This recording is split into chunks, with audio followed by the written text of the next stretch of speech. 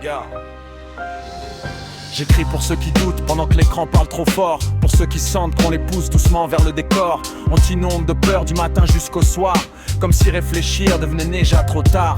On fabrique du stress, on répète les mêmes images, toujours les mêmes mots, toujours le même cadrage. Insécurité, menace, décadence, invasion, un vocabulaire martelé pour étouffer la réflexion. Coupe le son, 2 minutes, regarde autour de toi. La vraie vie est plus complexe que ce qu'ils racontent, crois-moi. Des gens bossent, des gens aiment, des gens galèrent ensemble. Rien à voir avec leur récit simpliste qui tremble. On te désigne des coupables, pratique jamais les causes. On préfère accuser des visages plutôt que d'ouvrir la pause. On transforme la différence en problème public, comme si la diversité empêchait l'avenir d'être construit. On te parle d'amour comme d'un danger moral, comme si 2 adultes libres menaçaient l'ordre social. On agite des fantasmes pour créer de la panique, alors que la réalité demande juste du respect civique. Et pendant qu'on débat sur qui a le droit d'exister, on parle moins des inégalités bien réelles, bien installées, moins des loyers, des salaires, de l'école qui fatigue, moins des services qui ferment, des vies qui tanguent. Le vacarme médiatique veut décider à ta place, te dire quoi penser avant même que tu fasses face. Alors respire, prends du recul, lis entre les lignes, refuse qu'on réduise ta pensée à des slogans qui clignotent. Quand certaines chaînes tournent en boucle sur la peur quotidienne, comme CNews qui dramatise pour que l'audience retienne. Demande-toi qui profite de ce climat permanent, à ceux qui éclairent ou à ceux qui crient plus fort que les arguments.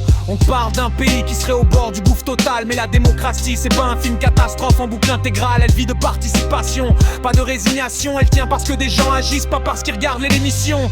S'abrutir de peur, c'est renoncer doucement, c'est laisser d'autres écrire l'histoire à ta place tranquillement. Alors relève la tête, informe-toi vraiment. La citoyenneté c'est actif, c'est jamais un rôle de figurant. On veut te faire croire que tout engagement serait suspect, qu'espérer encore serait naïf ou dépassé. Mais choisir, voter, débattre, c'est pas être manipulé, c'est juste exercer un droit que d'autres ont dû arracher. Le bulletin dans l'urne, c'est pas un geste banal, c'est dire je participe même sans être d'accord. Surtout c'est vital, c'est refuser que l'abstention devienne la norme silencieuse, parce que l'absence laisse toujours la place aux voix les plus bruyantes, pas les plus nombreuses. On te dit que certains mouvements seraient infréquentables par principe, que penser autrement serait déjà une dérive. Mais une démocratie, c'est confronter les idées, pas diaboliser, c'est examiner, comparer, décider. Des partis comme la France insoumise font partie du débat public. Qu'on adhère ou non, ils participent au choix démocratique. Les réduire à des caricatures évite surtout la discussion, alors de le vote demande justement de la réflexion.